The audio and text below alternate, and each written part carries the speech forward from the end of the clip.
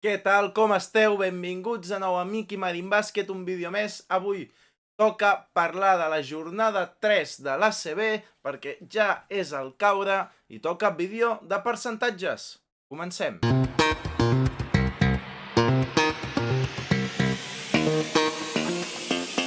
Anem a parlar ja del primer partit, un Baskonia UCAM Múrcia, dissabte 12 a les 6 de la tarda. Primer, per anar al gra, favorit per mi, Baskonia, vale? No han començat de gran manera els dos, tampoc de mala manera, però no han començat donant unes sensacions increïbles, vale? I pel fet de jugar a casa i al final tenir jugadors de més qualitat, per mi, favorit Baskonia. Un 60-40, tampoc gaire diferència, perquè el UCAM Múrcia, tot i que no tingui aquestes bones vibracions, com he dit, com l'any passat, per exemple, està consolidat com un equip que pot guanyar qualsevol. Per tant, un 60-40 per l'equip de Pablo Lasso. Segon partit, també a la mateixa hora, a les 6 dissabte, Unicaja contra el primer equip català de la jornada, Jaiopos Lleida. El Martín Carpena, viatge complicadíssim, i em temo molt que l'equip de Gerard Encuentra, que no ha tingut de lliga gaire fàcil, Saragossa, Barça i Unicaja, sumarà la tercera derrota, es col·locarà 0-3, favorit per mi, òbviament, i per tothom, Unicaja, i jo li dono un 80% a l'equip d'Ivon Navarro, un 20% al club lleidatà. Ho sento molt, però és així, el camp de l'Unicaja és super complicat, guanyar, això ho sap tothom, crec que que hi hagi ningú que discuteixi aquests percentatges. Tercer partit, el dissabte també a les 8:45 a 3 quarts de 9, Morabanc Andorra contra l'altre que acaba de pujar, l'Eima Corunya, favorit Andorra. Jo li dono també un 80 per l'Andorra i un 20 per l'Eima Corunya. L'últim partit del dissabte, el partit que tancarà el primer de jornada d'ACB, també a 3 quarts de 9, Bàsquet Girona, a Fontejau torna a jugar contra el Coviran Granada. Per mi favorit, òbviament el Girona té moltes més eines i armes per ser el favorit, per postular-se com el màxim candidat a guanyar aquest partit, a part de jugar a casa. Coviran Granada ve de perdre els dos partits i no té bones sensacions del que és el seu objectiu o dins del que és el seu lluitar per la salvació no dona grans sensacions al Covian Granada. Per això crec que el bàsquet Girona té una oportunitat perfecta per sumar la segona victòria consecutiva, col·locar-se amb 3 partits, 2 victòries, seria espectacular pels de Cats i Cadis, i per mi un 70% favorit bàsquet Girona, un 30% Coviran Granada, tot i que no ho vull comentar per no fer la de Murphy, però tinc una sensació que crec que el Granada pot guanyar, però deixem-ho aquí, vale? No ho comentarem més. 70-30 pel bàsquet Girona. Primer partit del diumenge i aquest és un autèntic partidàs. És un autèntic partidàs i és de top 3 de partits que més ganes tinc de veure. Ens anem fins a Bilbao, 2 quarts d'una a les 12:30, diumenge 13, Xurne Bilbao Bàsquet, rebrà el Real Madrid. Amb Miribilla, aviam. Favorit, òbviament, el Madrid. El Bilbao, bones sensacions, vale? Tot i que va perdre amb Múrcia l'última jornada, 89-83. El Bilbao està amb un rècord de 1-1, està ara mateix, hi ha molts equips amb 1-1, però crec favorit és, òbviament, el Madrid, vale? Però el percentatge potser us sorprèn aquest d'aquí, perquè jo li dono al Xurne Bilbao Bàsquet un 45% de possibilitat i al Madrid un 55%. Pot ser que passi tot el contrari que el que jo espero, que el que acaba de comentar, i que el Madrid pagui els plats trencats d'Eurolliga amb el Bilbao, però crec que el Bilbao és un equip molt més competitiu que l'any passat i no espero el Bilbao tenint una temporada com l'any passat, patint no tant per baixar, però allà, ¿vale? Crec que el Bilbao tindrà una situació molt més tranquil·la aquesta temporada. 45% pel Bilbao, 55% pel de Xus Mateo. I anem a un dels altres partidassos de la jornada. Baxi Manresa, diumenge 12:30, rebrà el nou Congost al Dreamland Gran Canària, l'equip de Jakalakovic, que juntament amb el Barça i l'Unicaja són els dos equips que han guanyat els dos partits de CB.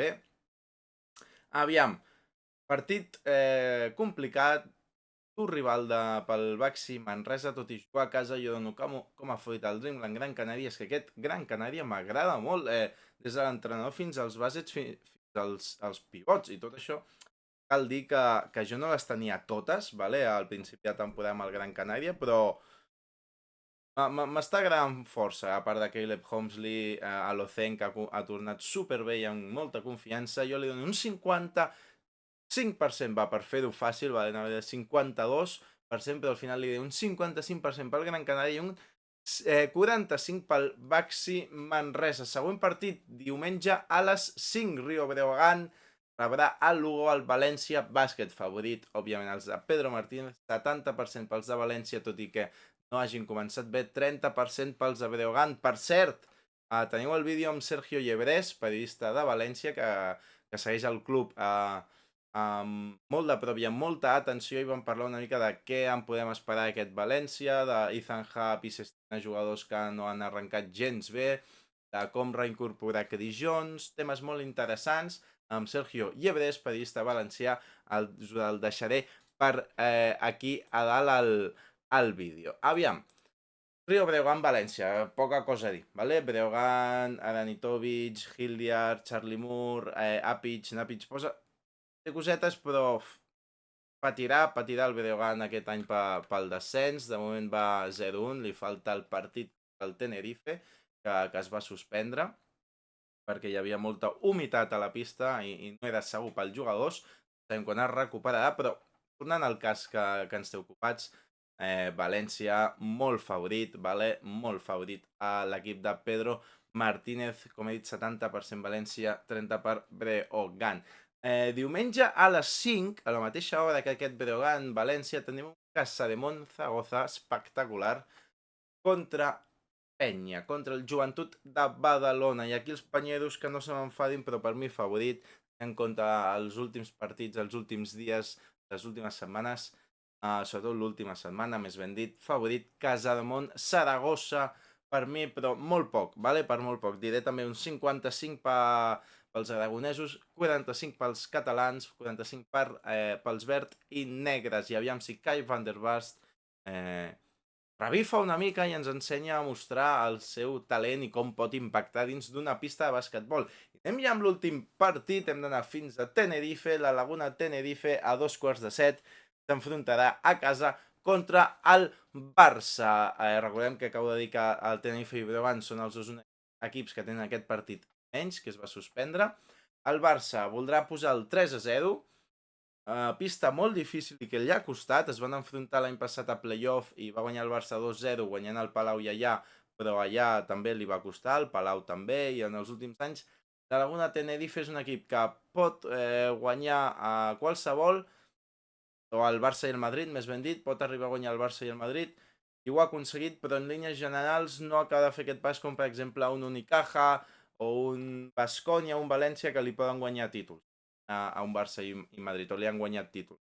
Tenerife, ja ho vam parlar en la guia CB, està un esgrau per sota de València, Baskonia i Unicaja, però un partit de Lliga te'l pot guanyar perfectament a un Madrid i un Barça. I dit això, no m'allargo més i vaig amb els percentatges.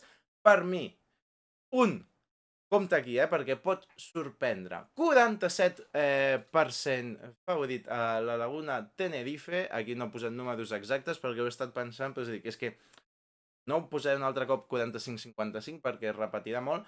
Així que 47% per la Laguna Tenerife, 53% pel Futbol Club Barcelona, l'equip de Joan Penyarroia. Espero que t'hagi agradat aquest vídeo de percentatges de prediccions per la jornada 3 de l'ACB. Deixa'ns aquí les teves opinions, els teus comentaris, les teves prediccions i també els teus percentatges. No ens quedem només amb les prediccions, anem a fer comunitat, a debatre, a compartir comentaris i opinions i a disfrutar i a gaudir de tots del basquetbol comentant-lo en català. Segueix-nos a Instagram, Miqui Marín Bàsquet, a TikTok, ens diem igual a tot arreu, és molt fàcil trobar-nos, així que no hi ha excusa, activa notificació a YouTube i tota la pesca per no perdre res. Moltes gràcies i ens veiem en el següent vídeo. Adeu!